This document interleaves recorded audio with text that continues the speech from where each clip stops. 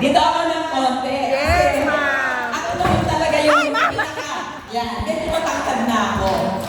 So, isang magandang umaga sa ating lahat. Ma'am, gabi na, ma'am. Yes, I know. Pero, hindi po ako bumabati ng good evening or good afternoon.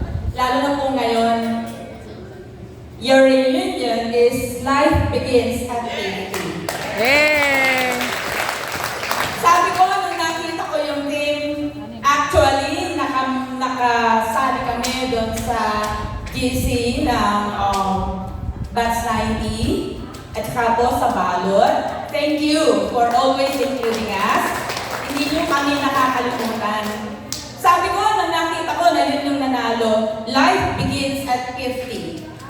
Sabi ko, reunion nila ito, life begins at 50. Then naalala ko, 50 years old. So napakasaya kasi 50 years old kayo ito.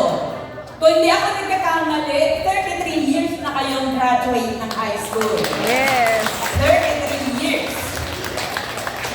Then, yung huling attend namin, your 25th years in high school, doon po sa Francis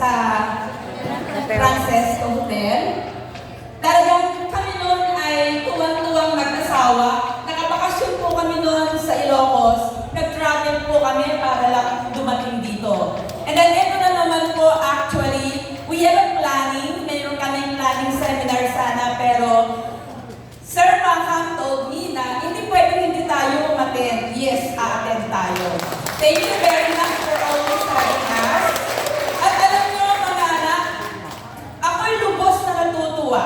Kanina pa lang sa school, nakita ko na napakahusay ng namuno sa pagtitipon na ito. Nagkaroon kayo ng tinatawag natin ng pagkakaisa, nandun yung pagmamahalan nyo sa isa't isa, and then isa po sa kaklase nyo kanina nung nagtatawag ng bisection, alam niyo po kung anong sinabi niya, wala nang section ngayon, isa tayo. Which is, yun yung nakita ko. You unite with one another. This is the real united of this batch 1990. And gusto ko lang pong magpasalamat ng buong puso. Bakit po? Sasabihin ko lang po ng konti history kung paano po nabuo ang alumni associations ng school. Alam naman po natin ngayon na hindi na po pag-aari ng Agaton ang the colleges of the Republic. 2014 po, nabenta ang ating paaralan. So under new management po siya.